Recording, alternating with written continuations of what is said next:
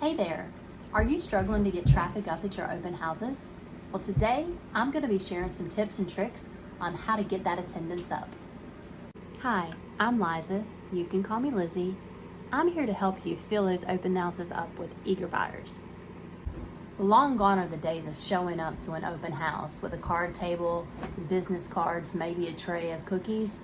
Today, an open house is more of an experience, an event, and as we all know, events take a lot of planning. There are 3 phases of hosting a successful open house. That first phase is going to be your preparation phase. You want to give yourself about 1 week out.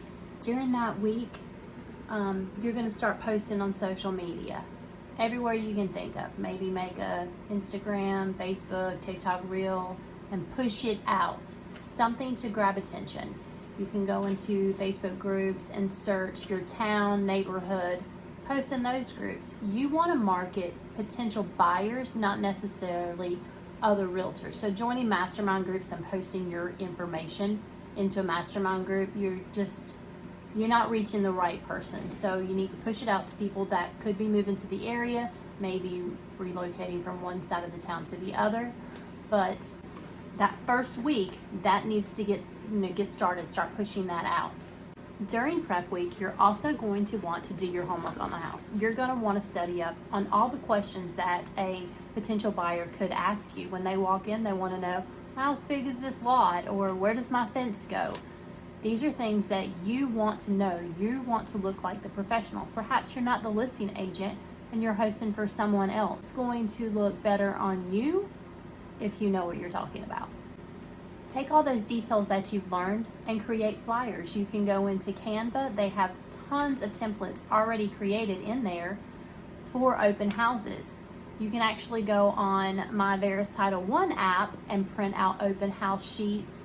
There are also, listing sheets that show where the nearest coffee shop is, where the nearest grocery store, daycare, school systems, all that's pulled in.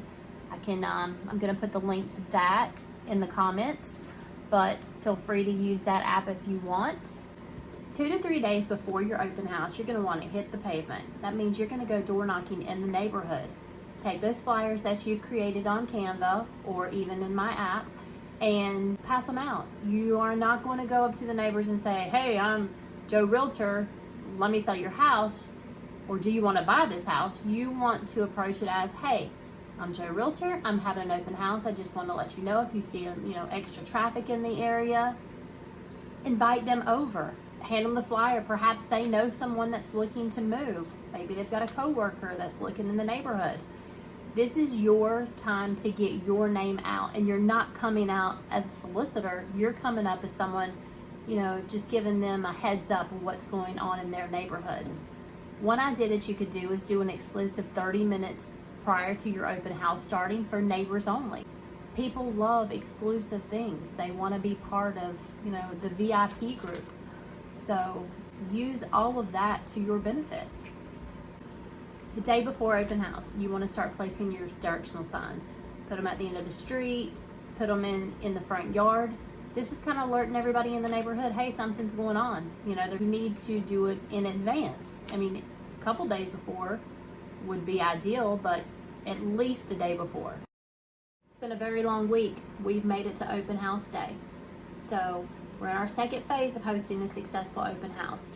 On the way there, we're going to stop and grab some balloons, make sure we've got our snacks together, our water bottles, our flyers are all printed.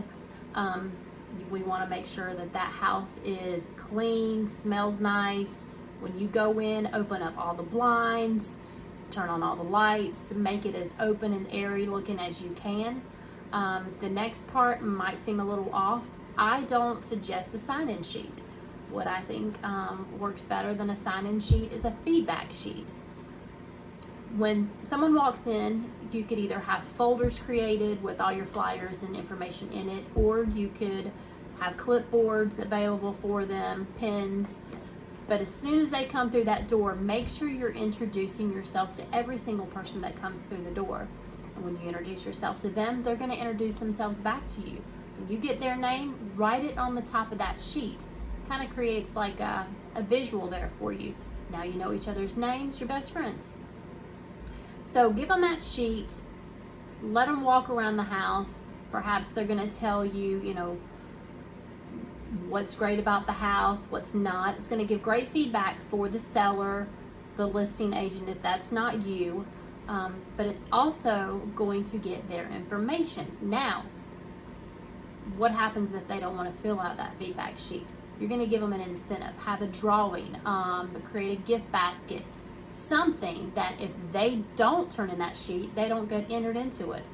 Everyone loves to get entered into a raffle of a drawing of some sort. It could be a $25 Amazon gift card, but you let them know, you fill out this sheet, you drop it in this bucket, you have a chance of winning this gift card. And you could also say, hey, if you fill out this sheet, you get on my exclusive mailing list for listings that haven't hit the market yet.